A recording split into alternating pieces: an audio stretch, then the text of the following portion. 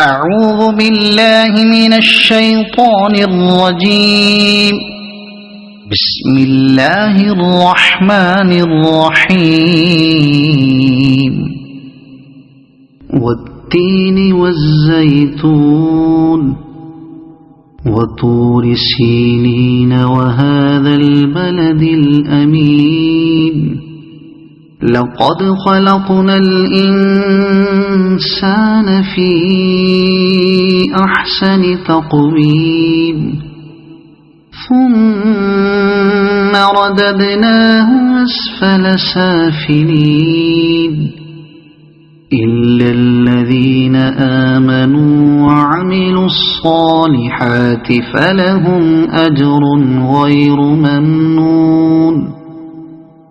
فما يكذبك بعد بالدين؟